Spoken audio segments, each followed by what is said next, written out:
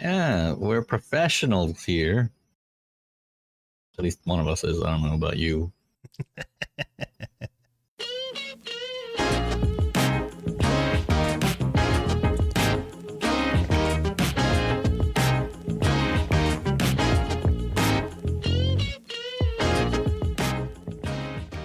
Hey, what is going on, you guys? Welcome to One of Each, the Dumb and Hungry podcast, where we talk about our food adventures and our favorite food groups. I'm Angelo, the Dumb and Hungry. And I'm Mychow. And thank you for joining us. I hope you're doing all right.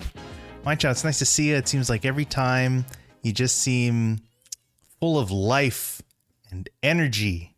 And Only in the beginning, yes. it just kind of drops off. Oh yeah, by the time this is over, I'm dead. Well, don't die just yet. We still got stuff to still on your contract there to fulfill. Not able to until at least another year. This. Tell the people, our listeners, particularly what you're enjoying tonight. What you got there? Oh, it's just Hormel chili. Is it Hormel or Hormel? I don't know. Canned chili. Canned chili. The regular old the brand that's I think the only one. I don't actually know. There are various types of canned chili out there. No. We're sponsored now. The red can. Okay, and sounds Ritz good. crackers. Gotcha. As well. The ultimate ultimate pairing, of course. For a good weeknight. You know, I normally eat chili with rice. Mm-hmm. We don't have a rice cooker. We still don't have a rice cooker. That's just so bizarre. But this is an Asian household. Yeah. How could there be no rice? There's microwavable rice. There's just no rice cooker. Still, that's still odd. You could go to you can go to like a Goodwill or something and just pick up like a rice cooker for like $3. You know, I was advocating just like cheap rice cooker or whatever, like a regular old Black & Decker. Mm-hmm. Always like, no, it has to be Tiger brand because that's what she grew up with. Yeah, you know, I kind of agree there. Like I wouldn't buy, I would have to buy an Asian brand, you know, like. It can't be the elephant though. She's there. Oh, that's her arch rival. Wait a minute. What's wrong with that's the one I was going to go for. The Zoji Rushi. Yeah. You know? Is it Rushi?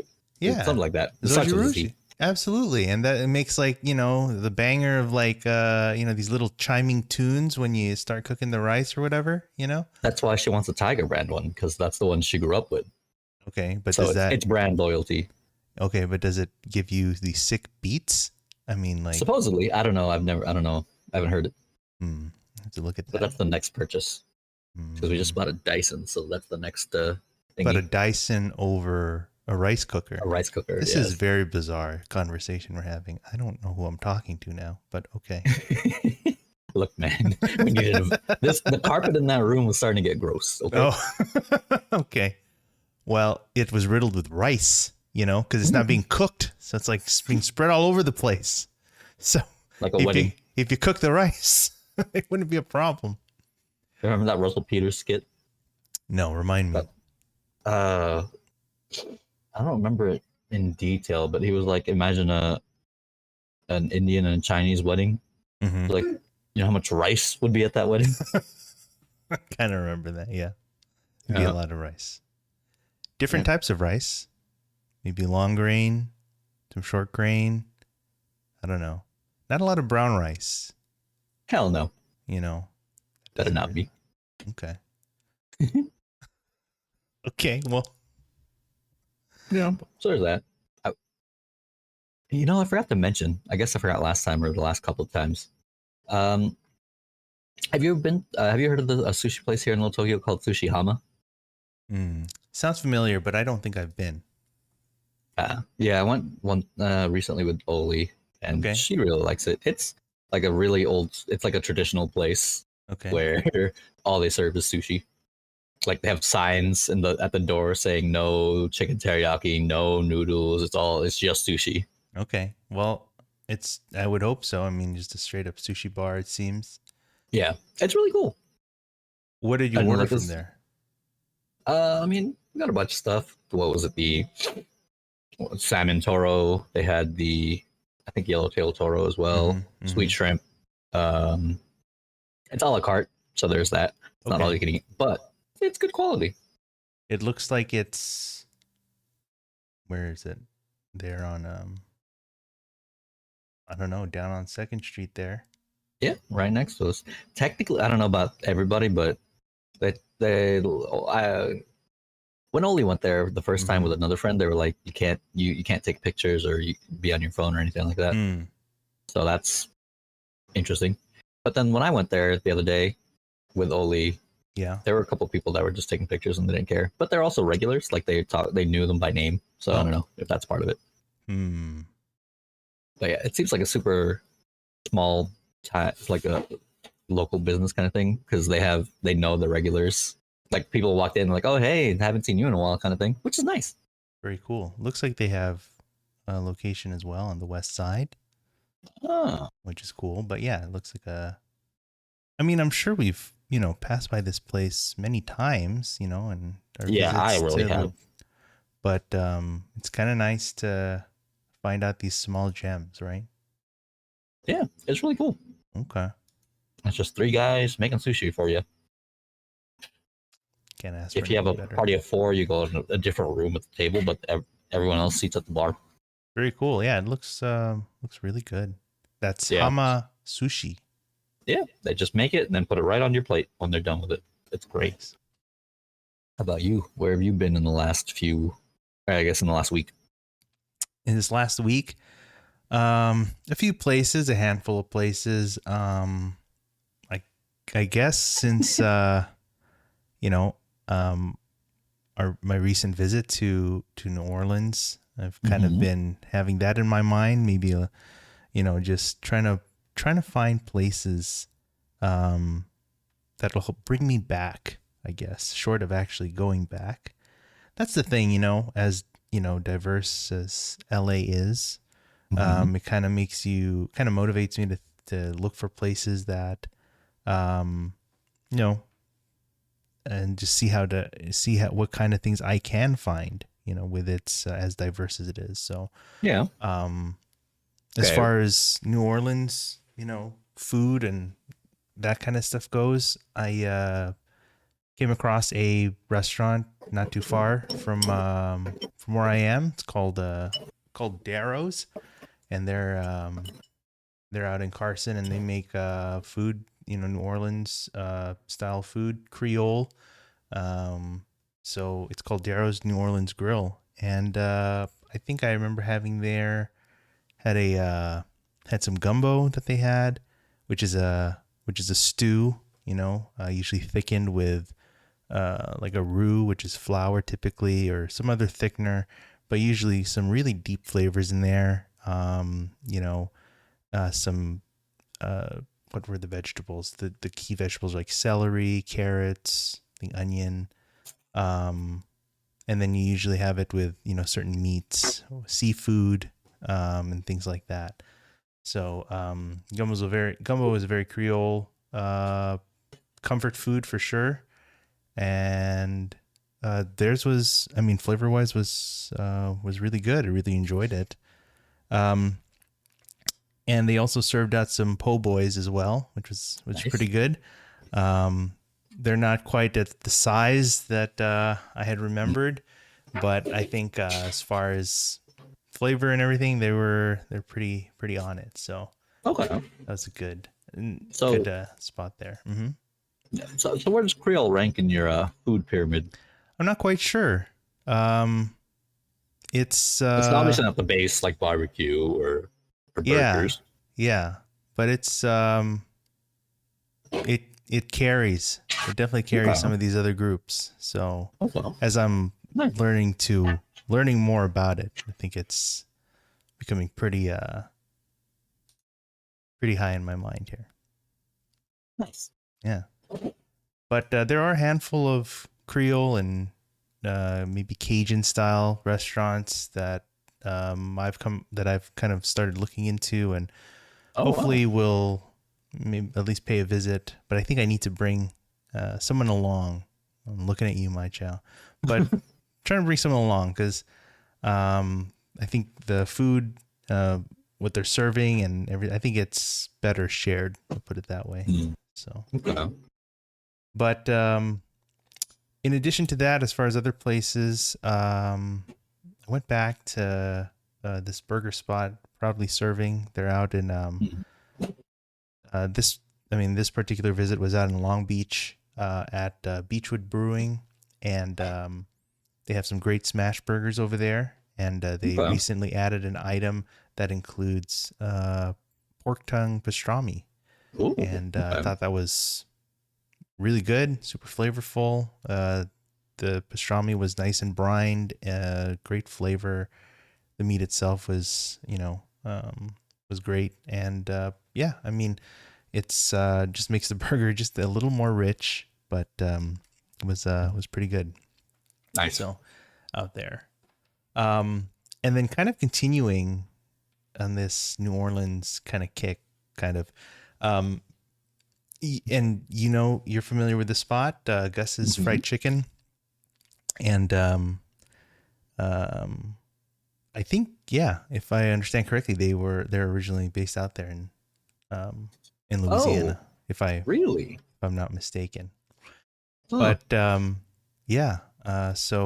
I had a relatively simple meal. It's a 2-piece, leg and thigh with some, and it comes with coleslaw and beans. And they also added an order of mac and cheese and some fried okra.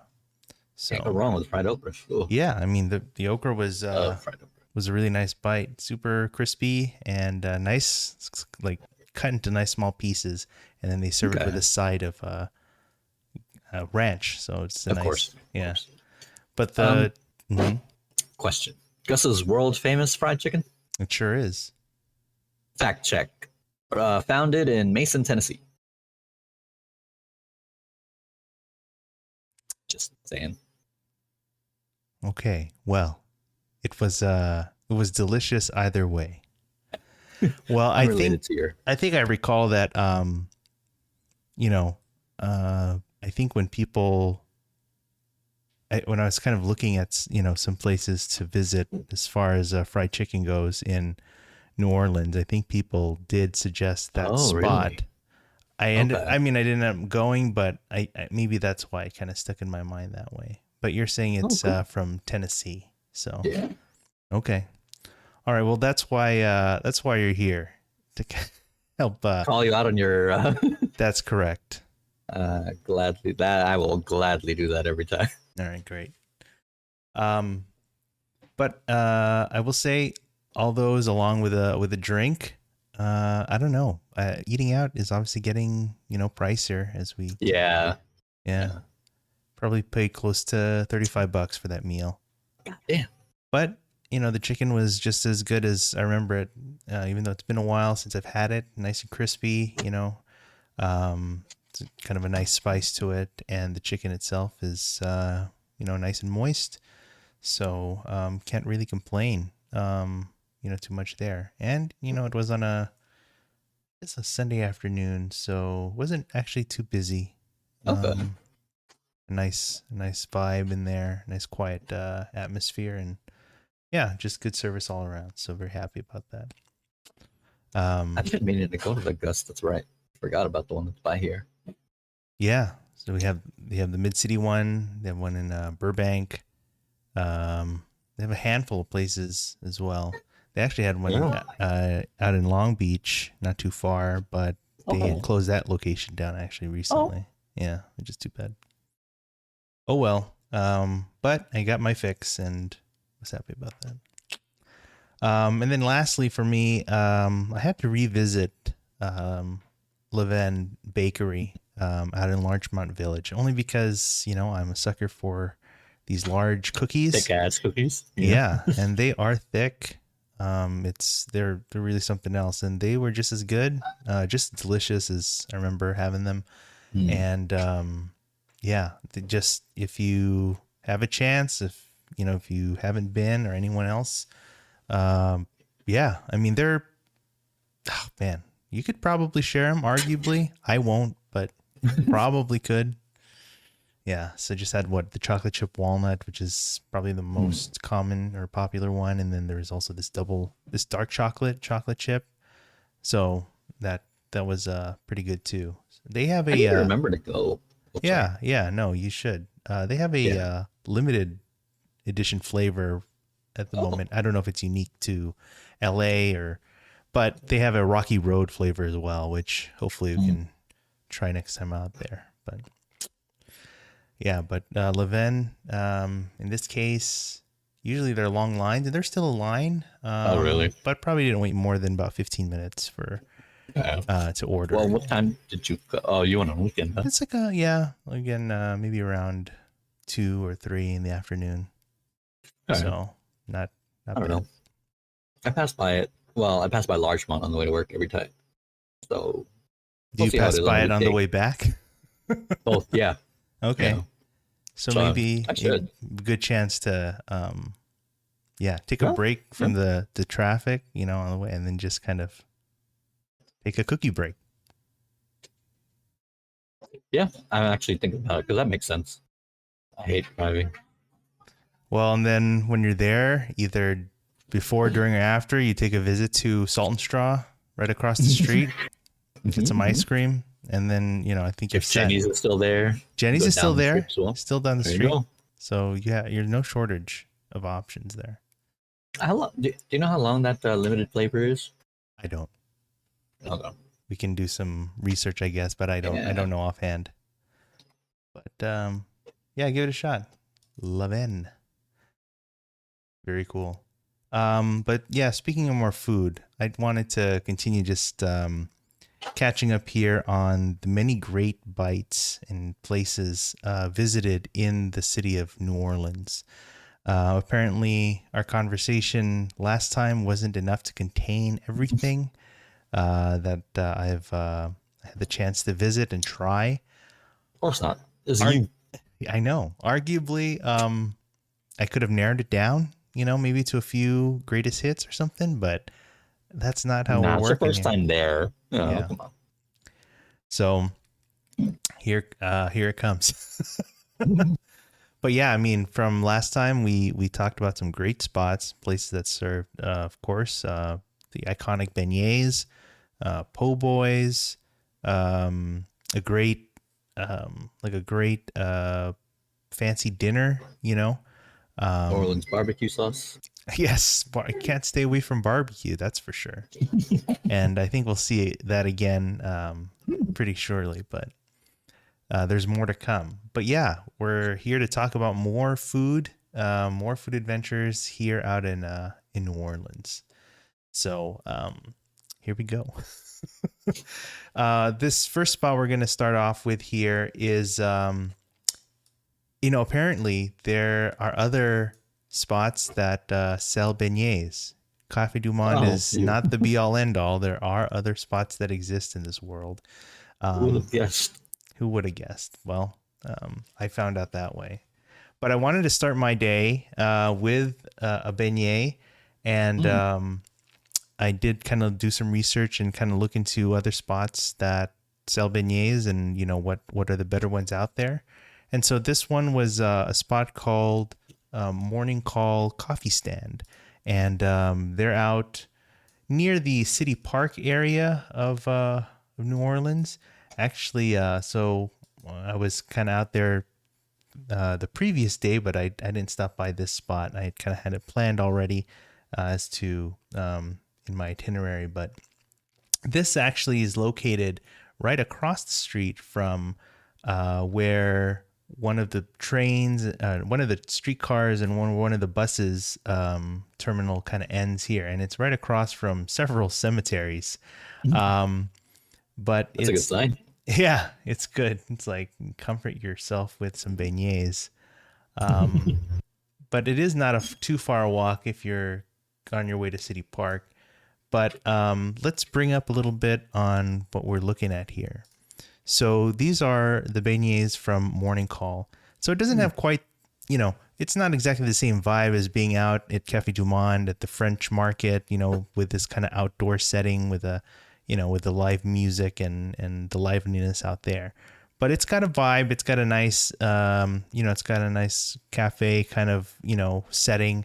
And it's in a kind of, more typical you know, complex of other small restaurants and things. Okay. But here we see the beignet, the fried dough, with the powdered sugar and all that. And similarly, nowhere near as much though. Well, I'm going to get to that in a little bit as to why that is. But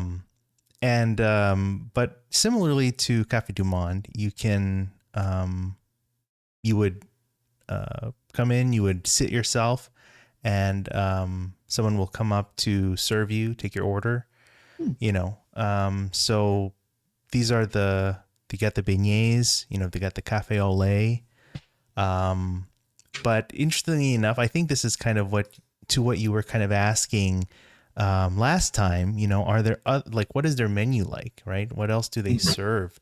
And in this case, they have a little more of an extensive menu. They serve other, you know, types of food, including things like gumbo and jambalaya. I think they have some sandwiches there. So a little more to the menu than just beignets, you know. So, but I wanted to also pull up a little bit, if I can.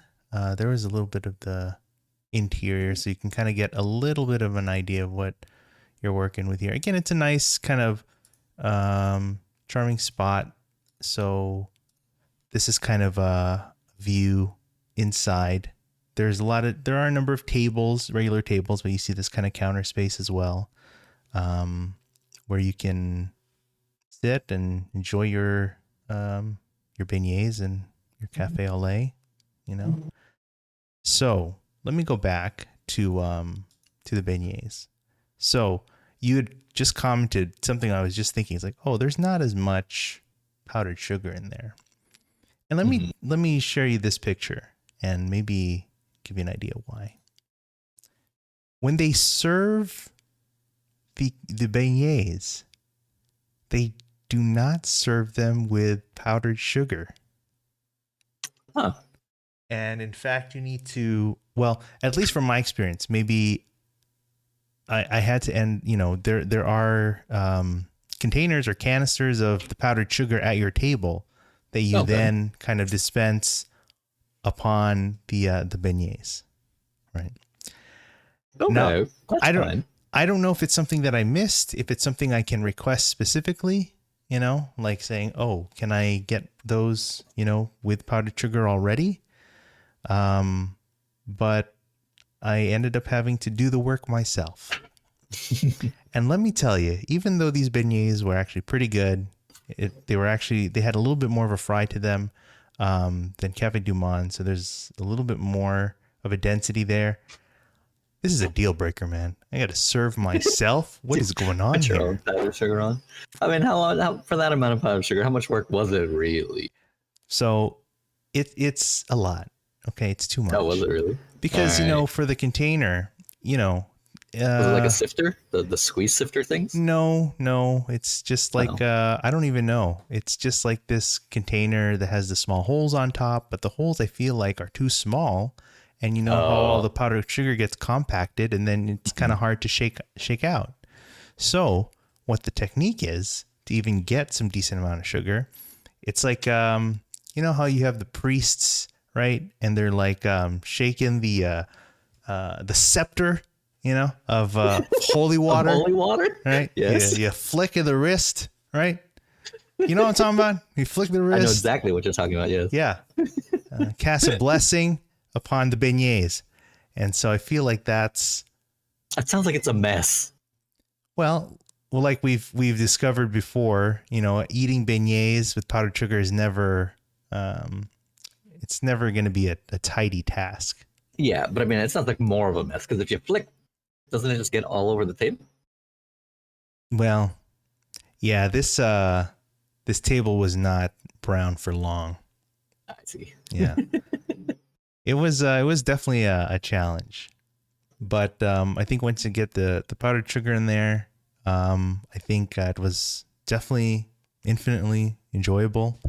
So it was still a great beignet overall. I'm not gonna take away from that. The café au lait was also pretty good, similar to Cafe du Monde, but I think still between these two so far, I think Cafe du Monde, I think overall, still a great. Just because less effort. Well, there's that, and also comparing the Cafe au lait. I think the taste from Cafe du Monde, I think I appreciate a little more, but nothing bad about here. I mean, Cafe au lait is just as common as, any other beverage. So, it'll come in many different, forms and preparations and things like that. So still a great addition overall. But, yeah, I mean, I just call me surprised, right? Just the fact that I had to serve my own powdered sugar. I think if you get it to go, though, I think they will, certainly serve it with the powdered sugar in there. So maybe that's the key. Secret. It's like, I'll take it to go, and then you just end up sitting down. It's like, but yeah, but that's morning call coffee stand. Yeah, not bad. This was a good start on my way to one of the plantation that I visited, which might talk about later, not now because it's not food related. Moving on. But after that, as I did mention, from the plantations, I made my way back, and about halfway back, maybe halfway back to New Orleans, there's a town, neighborhood called Metairie. And originally there were a number of spots I wanted to visit there, but scheduling just didn't work out. But I did end up going to one restaurant out there called Drago's. And Drago's is one of a handful of restaurants that people go to for namely for seafood, but specifically for charbroiled oysters. Oh. Yeah. So, I mean, I think here, at least from my experience, I'm just used to having like fresh oysters, nice sea brine, fresh. But I don't know if I've had oysters prepared this way. I'm sure I've had like fried oysters too, which are just as delicious. But charbroiled is definitely a different take that people really enjoy, and I was sure to enjoy as well. But they're out there. They actually have if you're out in the French Quarter, they do have a location there, along with the other places I was kind of referring to as Acme Seafood, and I think Felix is another place. But and Drago's is in the conversation there. But people suggest to visit the Metairie location, and since it was on my way back, then I decided I should definitely visit this place. So sure enough, I did, and I should be able to bring up something here. These are the charbroiled. This is one of those places again. It's like, why are the nice restaurants dark? It's hard to take pictures. Is that a Barks cup over there? I see. It sure is. Yet another bottle of Barks root beer. Let's go. So big fan. But you can see here the oysters. So is that the shell too? Yeah, with the shell. These are thick. These are thick boys. Pretty large shells. The payload is actually surprisingly, I don't know. You still get a lot, but not as much as I was hoping for. Let's put it that way. Well, but yes, it includes the shells there. And you didn't know those, did you? You tried. not out of lack of trying, but yeah. Oh, okay. But you can see basically the formula here is that everything is made better with cheese and butter. Hell yeah. Yeah. So if ever you get a chance to like even watch some of the guys that are on the grill cooking these things, it's like a work of art. It's an art form. Oh, really? It is delicious.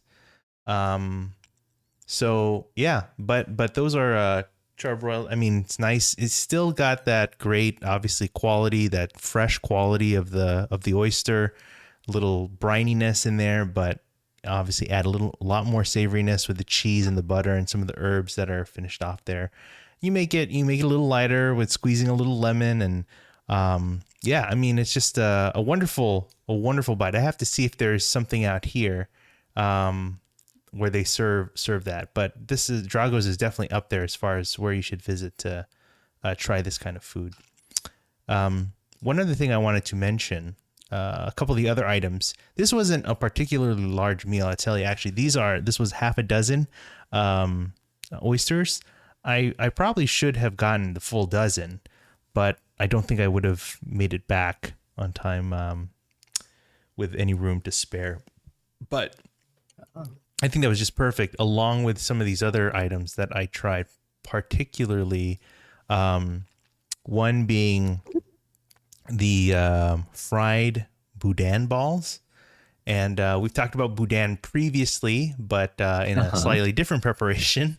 In a less safe for work preparation. I think so. But this is also a little risky too. I don't know. Fried crispy balls of based on a nice sausage. But the fried boudin balls are, as we said, boudin is a sausage casing stuffed with rice and meat, and onion, those kinds of things, just highly spiced. And in this case, it's prepared, it's breaded and fried. And yeah, I mean, that frying things, I think, also makes things infinitely better. Definitely. So that was definitely a great. This is probably a little more than maybe what I was maybe used to or expecting as far as a boudin goes. Maybe not exactly this preparation, but I don't know, just something with a little more. Yeah, that fry factor definitely brought it up a bit. So good.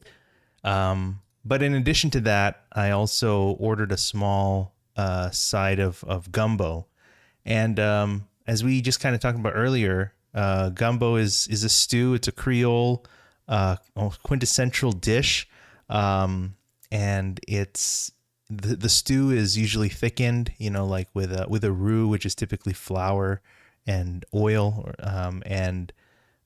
or some other thickener. I think historically you could use things like okra to do it as well. But your gumbo is with usually flavored with a flavor heavy stock, along with your proteins, whether it's seafood or certain meats or anything, and then different vegetables as well. So yeah, I mean, and then in this case served along with some rice. There are some distinctions between Creole and Cajun style gumbo. And just tell you, this in itself was very good. It was this particular one was actually my first foray, first taste of gumbo here in New Orleans. So it was definitely had a deeper flavor. I think if they had it with a roux, it was definitely like a darker, very much cooked for longer. So it has a roastier, flavor, I would say. But even with a small serving, definitely served a lot of flavor, and along with everything else with the boudin balls and the oysters, definitely made for a great meal. And as you agree, of course, finish it off with a bottle of Barks. So yeah, can't go wrong there. Yeah, sounds great. Yeah, it's really something else. And then, so that was Drago's out in the Metairie location. So I'm making my way back to New Orleans. Hold on, we can't let YouTube flag or else we don't get monetized. Wait, we get monetized? You getting money for this? How dare you? Well, we're definitely not going to do it now if that's the case. So, but on my way back, there was a spot I wasn't sure where I was going to place in the itinerary, but I guess I ended up visiting here next. And this is a spot called Turkey and the Wolf, and it's a small restaurant, kind of I don't know what area this is. I want to say it's like this area called the Garden District or the Lower Garden District, and they are known for making some pretty stellar sandwiches. But I think the signature sandwich, I think the one that a lot of people go and maybe go to, or maybe it's for tourists, I don't know. But a sandwich they're definitely known for is this fried bologna sandwich. Nice. Yeah. I think I saw this initially from the Netflix show, like Somebody Feed Phil. That's that Phil Rosenthal from producer of Everyone Loves Raymond. But in this, an episode where he went to New Orleans, he visited this spot, and it's a very interesting sandwich. It's let me just show you here. It is let me just say, this is a thick sandwich. It appears, like a thick sandwich. You got that thick buttered or toasted bread. You can see the chips that are in there. Yeah. And then, also with some mayo, bologna, cheese. The bologna itself, though, it's just like a single slice of bologna that's fried. So Is it like thick or no, I mean, you can see, like, you could barely see it. It's like covered with the cheese, right? So not it's complaining. I'm not either, but just trying to get a little bit more of a What an happened to your idea. lighting? Yeah, don't worry about it.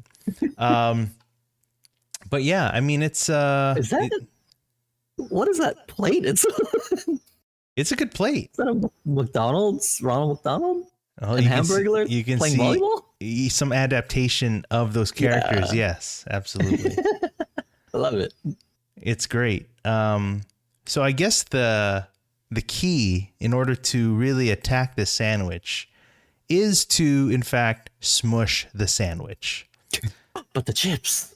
Well, I think in some cases that might actually be advantageous. So this would be a result of smushing the sandwich. You have, you just press it on, you compress the bread, you, kind of get the chips, going all crushed up. So it looks more like like a fried bologna sandwich that you might be used to taking a bite out of. So surprisingly, it's still a satisfying bite, even after smushing the sandwich. But I think it's the only way that you can really, really get it down there. No. People, I'm sure people can open their mouths wide enough for that. So you're saying that you would be able to take a bite of this sandwich? I would definitely try. Okay. I can open my mouth pretty wide. Yeah. All right. Not for hot boudin though. No, I guess not. But yeah, that's this is from Turkey and the Wolf. This was the only item I ordered from there because it was the item to get. So, but I'm glad I did. I mean, it looks great. Yeah, I think it's. They also have a few other sandwiches that people really enjoy out there. We'll have to try next time I'm out there. So okay, so that's Turkey and the Wolf. Now, after that is more kind of like a pit stop, but still a worthy addition or a worthy mention. So I'm dropping off my rental from my visit to the plantation or whatever, and I got a refuel for gas. So it gave me a good excuse to visit this spot. It's near the quarter or at the quarter or something. I'll say it's in the quarter. To get gas, and it's called Key Fuel Mart. And the reason why I go to this particular gas station and not to any other like actual branded name or other gas station that's probably closer is because this particular gas station serves great or is known to serve great hot food out of there. So you've got namely the fried chicken, okay? Because I had tried to look for places where I could, have some good fried chicken, and there were a handful, but I think the way that the trip was just kind of playing out, it wasn't going to work out too well visiting too many spots. But I needed to have a hit of fried chicken while I was there. So this was my stop. So while I'm filling up for gas, you can go inside and you just order, they got a menu there. It's like going to, the convenience store or whatever, and you got the hot food there, except this one is filled with fried chicken and other fried items. You can get them, got dark meat, white meat, whatever piece, multiple pieces, get it with fries, get it with biscuit. Yeah. It's, Did you get it with a biscuit? No, just the chicken, chicken. Okay. But let me tell you, that chicken, was super good. I mean, like, it like kind of hits you. The spice kind of hits you, right up front, but it's really nice and, super crispy. And the meat itself was, really moist. So, I really enjoyed, having that. It was really good. Qualified for a gas station or not. It was a great stop. So I had a leg and thigh, and those are really enjoyed those. So nice. There are a handful of others that I really wanted to visit. Gas station fried chicken? Or just local, food, convenience store or food mart kind of stuff. Oh, okay. But I mean, you hit up a few, more than a few. Absolutely, but not for fried chicken. So, actually, I should have next time we should go to Popeyes, right? Because that's Louisiana fried chicken. That's got to be good. I mean, told that's really good out there too. So I don't know. But that is. If it's good here, it's probably amazing over there. I bet. Yeah. Popeyes is definitely up there, right? As far as fast food fried chicken. Hell yeah. So now I thought that, we've been to all these places so far, right? Even from last time. And even up to this point, a lot of places have just been not in the French Quarter. Just visited. That is correct. This is probably one of the few places actually that have been in the French Quarter. This Cafe Du Monde, that's probably about it so far. But I think I need to catch up, right? So I need to catch up on trying out some places in the French Quarter. So one of the places to catch up to is a restaurant called Mr. B's Bistro. And nice. It's just kind of a fancy, old, classic, old school kind of looking place. It's like a place where you can have a special occasion. You can dress up nice and fancy. It's got this nice vibe, green interior, wood paneling and things like that. But as far as the food goes, because I feel like I had been behind on the gumbo train, I wanted to try more gumbo. Now, I don't know if this was necessarily one of the best places to try. Not to say that the food wasn't good, but I'm sure there were other examples of restaurants and things I should have visited, and I'll maybe get to that in a little bit. But I definitely wanted to try more gumbo. So that was one of the starters, that I had. And, I mean, this was a more traditional gumbo. Let me see if I can bring that up for you. But, this gumbo is just, again, like a dark, kind of stew, dark roux. You can see some of the bits here, maybe of, shrimp, some sausage. There are vegetables in there like okra and other things, but they're more finely cut and kind of blended in there in the stew. But one of the few vegetables I'm actually happy to eat.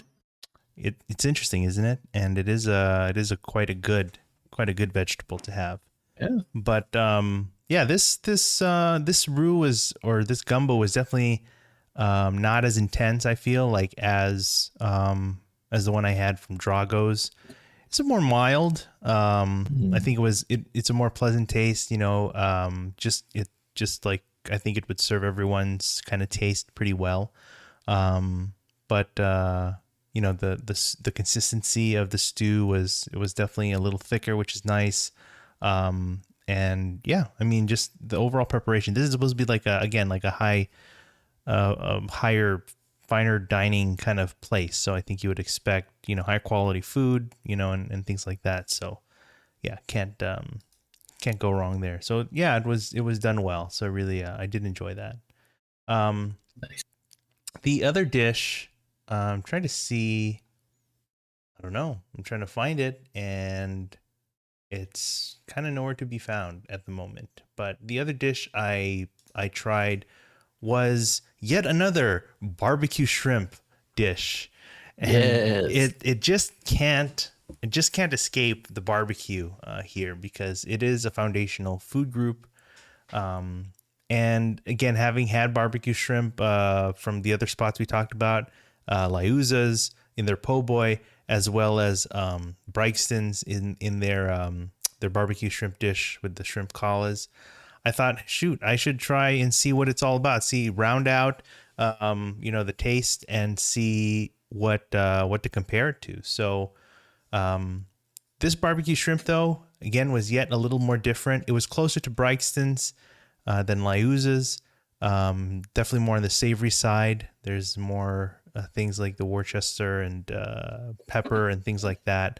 But it wasn't as strong or as intense as I had at Brixton's. In fact, I feel like it was arguably maybe a little on the plain side. Like you could taste it, like it's there, but I feel like it just lightly coats the shrimp, and it's just kind of there. I think the shrimp itself is also it was good, but let me tell you, the shrimp, something I overlooked. Not that it's a surprise if you actually do a little research, but these were just these are just regular, like these are just what, boiled shrimp, regular what am I trying to say here? The shrimp is in those it's something you got to peel. Let's put it that way. Oh, like how what was it? Like boiling crab was, or Sure. This is as close to a seafood boil as I'm going to get. okay. But the shrimp itself, right, is it's not like fried, or anything. It's like, yeah. Yeah. Anyway, so I had to peel the shrimp, which I'm not really a fan of. Let me put it. Why didn't you just eat it? Because the shell is not cooked in a way where you can eat the okay. entire thing. I see. Yeah, so you do have to pick it apart. You have all the nice bits inside. We talked about eating shrimp head before, which definitely would do and did. But yeah, you have to peel off the skin, the shell, to get to the shrimp. The shrimp itself is great, cooked well, nice and fresh. But again, that barbecue sauce, again, wasn't really intense. It was kind of mild, in its flavor. But overall, still, a good dish. Definitely a very popular dish. Something that is, worth trying. So, yeah. But from that meal, there was no dessert to be had. Not because they didn't offer dessert, but because my next stop would be dessert. And so that spot is just around the corner from Mr. B's. It's called Brennan's. And Brennan's is another kind of, lack of a better word, I guess, kind of a fancy restaurant. They're actually quite known for serving, food at all times of the day, whether it's breakfast, lunch, a nice brunch, or anything like that. But there's a particular dish that is actually not a main dish. It's a dessert that they're known for creating and being the original creators of. And it's called a bananas Foster. Now, unfortunately, again, this goes to the question or the commentary that or question why nice restaurants are dark. Okay, and I can't. It's hard to take pictures, but here's the best I could do, which is not the best at all. So here is the bananas Foster. Okay, I should just look at pictures on the internet. Those are probably far better than what I've got here. Actually, let me look for that while I talk about this. But Bananas Foster, you seem to have perked up to that. Does that sound familiar to you? Yeah, I didn't know that it was whatever created or I Mm-hmm. guess made there. Yeah. Like the original Bananas Fosters from this place. Yeah, the Oh. the lore, I guess, the origins of the story is that the chef, and this was, like decades, let's say, the Mm-hmm. chef and the owner, came up to the head chef and say, "Oh, we have a party coming up today, and I want this like unique dessert. Get on it." So leaves it to the chef to come up with something, and I guess as a result of that, it came up to be Bananas Foster. So Bananas Foster is a dessert with a caramel sauce. So, you got sugar and butter. And I think a part of what makes it unique is the use of like a liqueur, I guess. Mm-hmm. That's cooked in with the caramel in kind of a flambe. So it's like cooked while, it's kind of added while it's cooking. And in addition to that, then you would also have the bananas, sliced bananas, just regular bananas, like nothing specifically for frying or anything like that. Just like a typical, what are those? Like the Cavendish style bananas, the ones you get at the grocery store. Mm-hmm. Whatever you're thinking of banana is there, that's what it is. But yeah, so that's kind of cooked in there a little bit, and then it's served alongside some vanilla ice cream. So, and then doused in that caramel sauce. So it sounds pretty good, right? Hell And yeah. it is pretty good actually. And the thing is that they prepared for you tableside. So even for myself, what you can do is that if you're just getting the dessert, because I think that's what a lot of people do, Mm-hmm. you'll end up sitting at the bar, and you can just go there, and then you can ask for the dessert, and they will still make it tableside. They'll still make it next to you. Hey. Yeah, they bring like a small cart with a small stove in there, and yeah, the real show is like when they add the liquor and just kind of comes up in flames. Of course. Yeah. So, but that's the Bananas Foster. It's a fun dessert. Don't get me wrong.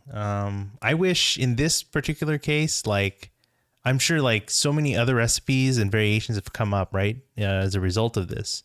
So I wish Mm-hmm. like having had it from the source, yeah, I wish I could come across a recipe that would cook the banana like a little more, like really cook it, make it sweeter, caramelize the banana. Or Mm. use a banana that's meant for cooking, like plantain style, maybe. Who knows? Okay. But cook the banana more, and then the ice cream itself was nothing. Honestly, not nothing like special. In fact, it was a little Okay. ice. It was a little icy as far as the Mm. texture. So if you had a nice vanilla ice cream, whether a French vanilla or even a custard based ice cream of vanilla, I think that would really hit the spot really nicely. But but that's I mean, it's nice to see like where it all started and where it all originated. Mm-hmm. So it's a great, don't get me wrong, it's a great spot to try. But yeah, you don't have to go to get like the full meal, but if you're there, it's nice, you get maybe have make a brunch out of it or something, or a nice meal. And then you have the Bananas Foster, and, bring that table side and have a little show, for you. Yeah. So that was Brennan's. Both Mr. B's and Brennan's are there out in the French Quarter. So now we're coming like towards the end, on the last day, of food things, and the next spot we start off with is the last of the beignets. Okay, so the beignets in this case come from this spot called Cafe Beignet, And I think Nice. he did catch me last time. I didn't make a slip on kind of referring to that spot when I was talking about Cafe Du Monde. That's Mm. probably because it was on my mind. But Cafe Beignet is one of the other kind of original spots for getting a great beignet. This is the original location in the French Quarter on Royal Street. They are next to a police station, and actually this Nice. structure, from what I understand, was part of the police station. It actually used to be storage for carriages, when the police used horses. Mm. I think that's right. You can fact check me, but that's where we're at. But it's been converted to this spot that's now known as Cafe Beignet. So let's take a look at the beignets. They do look a little different than what we've Oh seen wow. before. Yeah. They're a little bigger, I'll tell you that. They're definitely bigger than either Cafe Du Monde or Morning Call. But you can also see they're a little different in shape, right? They Yeah. maintain a relatively square shape, but you can see that some of them collapse a little bit. They have this little divot, little dimple of the fried dough. So one of them has kept, it's, full of, it's fully risen, full air pockets and everything. But the others have managed to, I'd say collapse, but maybe I don't know, there's just a method to the madness that they've got going on there. But I think overall, from all the beignets, strictly speaking, I think I did like this just a little more. I think it Oh edges really? out, even Cafe Du Monde. I But mean, got and beignet in the name. it got beignet, and they serve it with powdered sugar without you having to dole it out yourself. So I think that's a good start. I don't know. I think the fry was fried a little longer, like similar to Morning Call, but I don't know. It's just kind of interesting. Also, kind of biting into I don't want to say misshapen, but these differently shapen beignets. It's just all dough. It's just kind of nice. Just kind of a nice just bite of all dough in there. But let me tell you, personally, I would just try to get a seat inside because it's air conditioned. Because otherwise, outside you're just sweating outside. Additionally, the cafe au lait, of course, they'll serve that too. But the cafe au lait, I don't know. I think that's where I go back to saying go to Cafe Du Monde. You can't not go, just regardless. But I mean, like as far as an overall, experience and everything, I think Cafe Du Monde still edges out, especially when it comes to the cafe au lait. This one was pretty good, but I feel like it was more cream heavy. So I don't know, just take that as you will. But like I said, they're all over the place, this drink. So I'm sure they'll come in many different, you get many different kinds all over wherever you go. But yeah, so those were the three. So Cafe Du Monde, Morning Call, and Cafe Beignet. They've got several other locations in the Quarter and elsewhere, but this is the original one on Royal Street. Now, let's see. As I was kind of wrapping up my visit on the last day, just kind of visiting some last minute places, maybe getting some souvenirs and things, walking around French Market, things like that. A couple other foods. The next food I definitely wanted to try is a sandwich, not a po' boy, but a different kind of sandwich called a muffaletta. And a muffaletta is basically an Italian-inspired deli sandwich. Kind of got this round seeded bun, and it's a large thing. And in there you have deli meats like salami, ham, you have provolone cheese, and then you have this thing called the olive salad, which is its own mixture of different ingredients like olives and carrots and things like that. And in this kind of olive oil spread that you top in the sandwich. And the place that is known for the sandwich is a place where it originated from, that invented the sandwich, is a place called Central Grocery out in the French Quarter. And if you're there, you'll know where they are. They're kind of near where the French market is. Let me see if I can bring it up here. But yeah, this area here is like where the French market is, and this is where Central Grocery is. But Central Grocery is the place where they made the sandwich. But to my surprise, maybe, or to my discovery, Central Grocery itself is actually closed. I guess due to some renovations or repairs that they're doing in the store. I think due to hurricanes and other weather-related things that were taking place. But so unfortunately, you cannot visit the actual shop. But the sandwiches are still available at the store next door called Sydney's. So you can go to Sydney's and you can pick up their sandwiches and you can have them, you can still enjoy them. You know, there are other places that serve muffalettas and perhaps those are other places that, well, again, maybe visit on the next time. But I stopped inside the shop in Sydney's, right? And I saw that they have the sandwiches. They have they serve it as whole sandwiches or half sandwiches.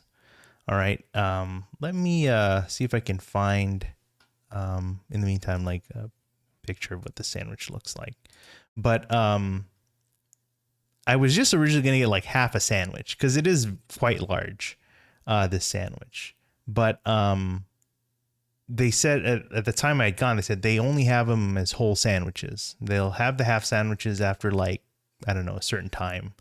But I wasn't going to be there that long. So I'm like, maybe I will come back. Here's a picture of the sandwich, a whole sandwich. It's a round bun, right? And with the seatedness in there. And you can also see what the sandwich looks like inside, right? You got the deli meats, the cheese. There's that olive salad there along the top. Mm-hmm. So I thought, I'd only get half a sandwich. But then as I was walking along, I thought, I won't have time to go back. I just need the sandwich. Give me the sandwich. So I go back and I said, I'll get the whole sandwich. And so, my the person there reminded me, the sandwich holds up really well. If you're going to take it with you, the sandwich will hold up. So actually, what ended up happening is that I ended up taking that sandwich back here to LA and enjoying it here as my meal for the next few days. So I packed it up in my, in the bag I was carrying, just took one bag. So I packed it all there and, I had the sandwich here. Let me show you, what the sandwich looked like relative to, what I had there. It's, that's me holding the bag of the sandwich, right? The packaging of the sandwich. So for scale, it's a large sandwich. Yeah, it's a big sandwich. Where's the scale off that? My hand? I mean, yeah, I guess. But you can see they give you some instructions on you could eat it cold or you could heat it. And actually the reheating instructions that I followed were perfect. They made the sandwich perfect. You could either put it in the toaster oven or you could just heat it in the microwave for a little bit. And either way, they turn out great. Whether you want it hot or cold, you really can't go wrong with that. It's a great sandwich. I enjoyed it so much. Before I did take a few pictures of that sandwich when I got home because it's a good sandwich. So here's the size of a binder. Yeah, it's big. I mean, here's a slice of a quarter of that sandwich. Again, we see the deli meats, the cheese, that olive salad. Here's a picture of the sandwich, right? The whole, all 4 pieces. It's a big sandwich. But honestly, Mychow, if I really had my way, I could finish this. I could have finished this sandwich. I believe it. Yeah, But you had a lot of stuff to do that day. absolutely. So really, this is a good Stack it. sandwich. Yeah. So a muffaletta is a great type of food to try out. And so Healthy. yeah, this one was toasted. So this one, I think I enjoyed this one probably the most, toasting it over microwave. The microwave actually turns out really good too, but obviously the toast adds a little crunch and the meltiness of the cheese. So it's like, yeah, really enjoy that one. So yeah, I mean, so if you're out there, there are, again, at least there's one other place that comes to mind. I think it's called Verdi Mardi, is another popular spot for muffalettas. But Central Grocery is, as far as the origin of the sandwich. So hopefully they'll reopen again and you'll be able to visit that. Yeah, but they're still sending their sandwiches next door at Sydney's. So make sure you try that out. As we're getting close, we have Loretta's. Loretta's is they have a location out in the French Market, and they make these pralines. And there are a bunch of other shops that make excellent pralines, which is a dessert that's usually made out of pecans. There are a handful of places, but Loretta's is probably one of the more known ones, and I think a lot of people go to. The thing is that they also serve savory beignets. So they have beignets, but they serve them with like crab or some sort of meat or something like that, something more savory. I'm in. Yeah, it's a very interesting take. So Sounds great. Unfortunately, I did not get to try that. So, but the pralines themselves, as far as a sweet treat, is a great thing to try. So that's Loretta's. And that honestly wraps up all the places, food places. Now, hopefully, if there is a next time, I definitely want to, go back for more po' boys and more gumbo. I didn't have a chance to try some other dishes like dirty rice or red rice, depending on the context. Also jambalaya, of which there's also kind of distinction, between Creole versus Cajun preparations. I want more fried chicken. Okay. Actually, the main reason why I thought I would be able, I wanted to go was because of the restaurant Willie Mae's, which is like the most famous restaurant for fried chicken, either for New Orleans and probably the nation, honestly, for some of the best fried chicken you could have. But unfortunately, they are closed because they are rebuilding from a fire that they had earlier this year. So they're going to be reopening hopefully sometime next year. So unfortunately, yeah, I had missed out, and I didn't see that until after I had like booked everything and arranged everything. So, but obviously still had a lot of good places to eat and try out. We talked about those savory beignets from Loretta's, so hopefully you could try out those as well. Yeah. Yeah. And then for more sweets, yeah, there's a thing at Mardi Gras called king cake, which I have heard. Look, I think the cake involves cream cheese, so I think we're sold on that already. So yeah, that's all you need. And then there's these other things called like a d'auberge cake, which is not necessarily a seasonal cake like the king cake is, but it's just like a multi-layered, like thin multi-layered cake or something. So that'd be interesting to try. And more pralines. I think I only had a couple of pieces, so I need to try more of those. I will say, as far as planning, there were a few more places I could have visited had I planned better. I think one thing I take for granted sometimes, at least here in LA, is like, there's always something open, something available that I can visit for whatever I want to try. But, one thing I overlooked to consider is, the schedule of when a lot of these restaurants are open or not open. Namely, the days of Sunday and Monday, a lot of these businesses are closed. And so I kind of overlooked that. So I'd missed out. If I had planned that out better, then I could have visited those places on another day. But I guess it didn't work out this time. So I do know better to look out for that, but something to keep in mind as well. So yeah, but all considering, I think that was just a small drop in the bucket, if you will, for a lot of the places that you can try. Yeah. So hopefully, I don't know, Mychow, maybe we'll have to plan out something. Get out there, even in the heat. Maybe we'll have to go during a time of year where it's not so brutally hot, because it was. But again, it's always going to be humid out there. But maybe try a time when it's just not as much. So, yeah. I mean, that's New Orleans in the books and in my stomach. So. The whole city, yes. Yeah, the whole city. So hopefully that gave you a good idea of like some of the places to hit up and some places to check out. There's still a wealth of restaurants and other small places to really discover. So hopefully you're up to it. What do you think? I mean, at some point, definitely. Yeah. It all looks so good. Yeah. Can't wait to go back. So hopefully sometime soon. But looks like we've come to the end of another episode.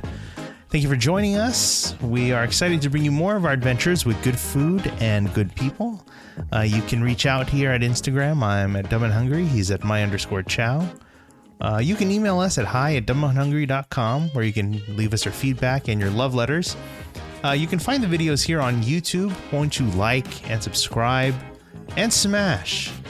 You can also find us on Spotify, Apple Podcasts, and wherever else fine podcasts are served. But until next time, I'm Angelo. I'm Mychow. And on your next food adventure, remember to try one of each.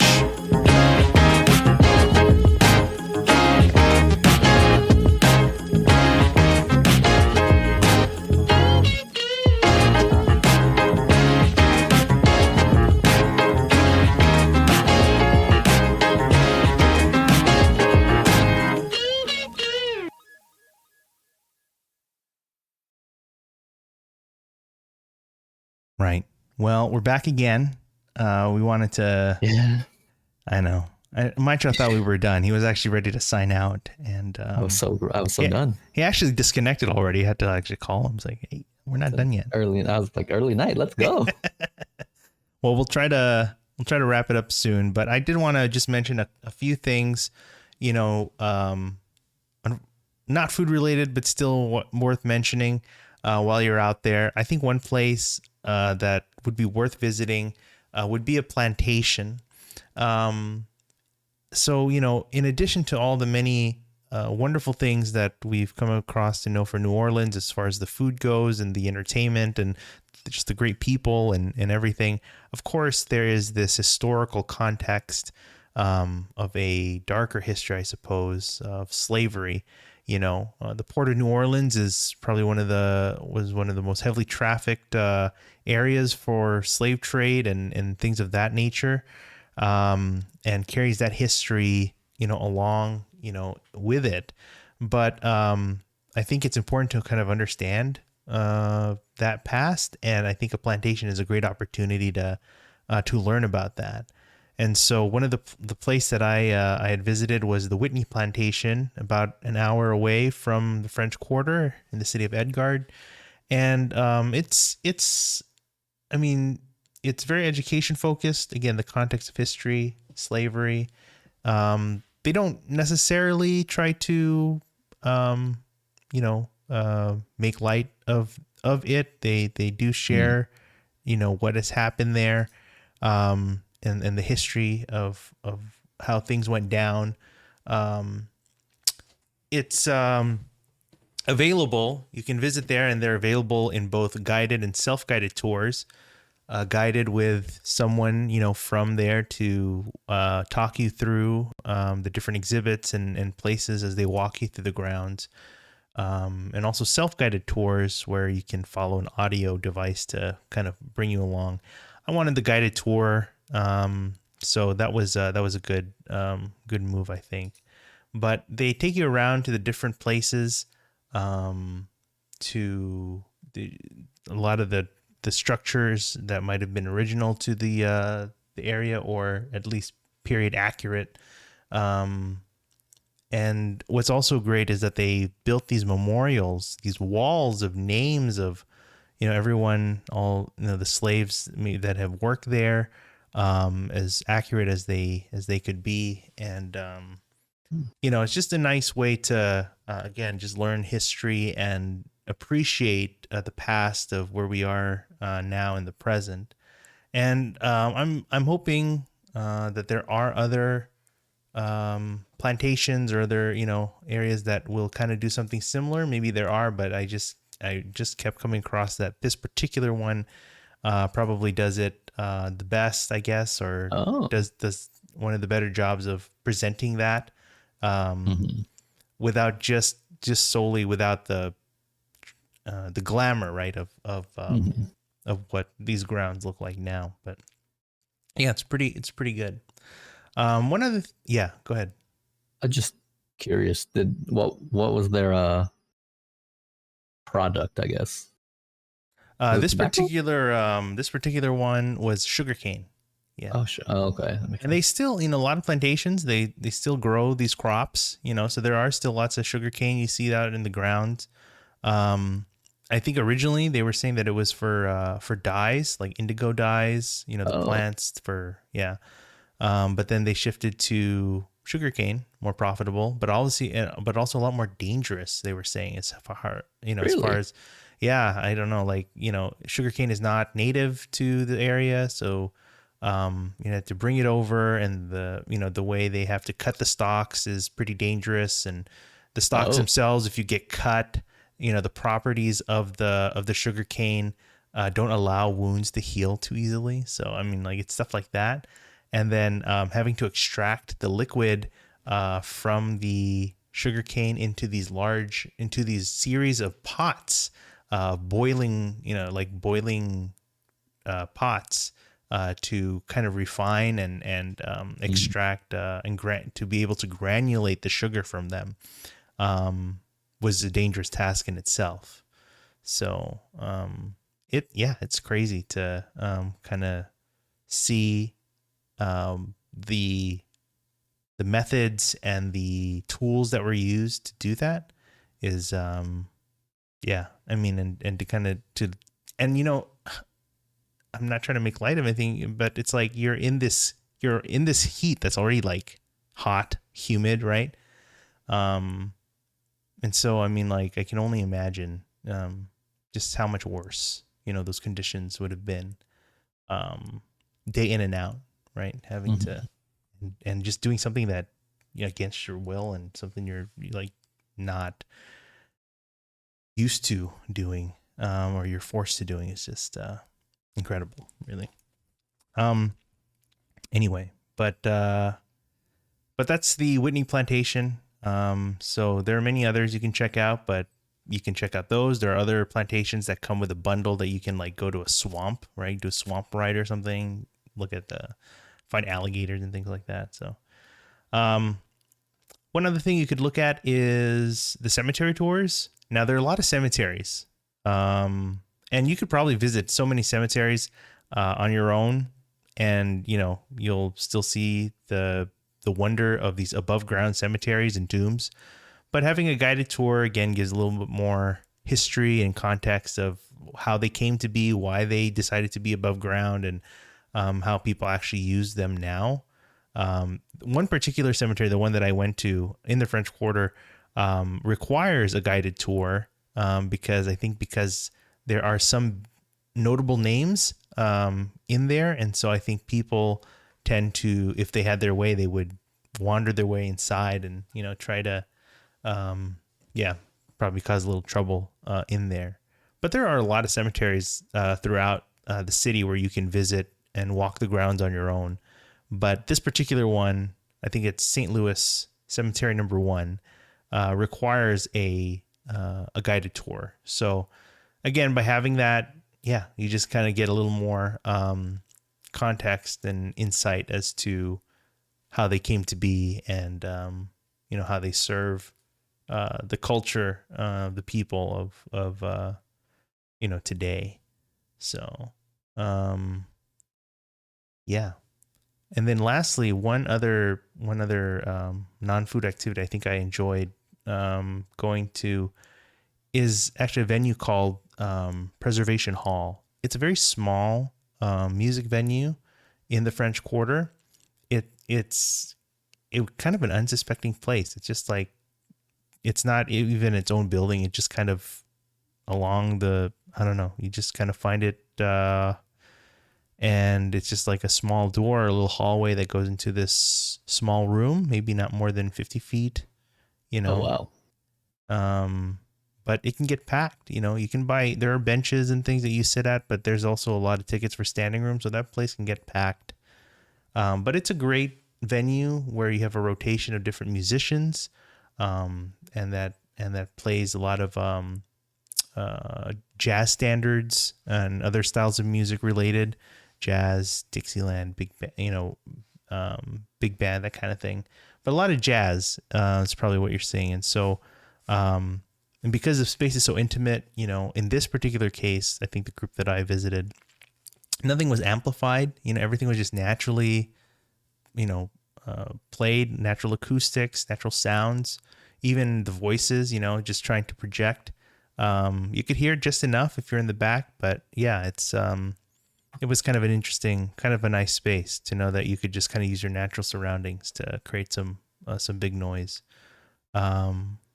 But Preservation Hall has been around for a long time, over 50 years, I think. And again, that rotation of artists and musicians, again, to help preserve the culture and give more context into the history of music, that was kind of appropriate, or very popular at that time, and how that music has been preserved and evolved as well. So, but that's Preservation Hall. You do have to pay for tickets there, but I think if you could go to at least one, and yeah, if it'll help you, appreciate that kind of thing. So anyway, but that's those were just some of the non-food things that you can try out.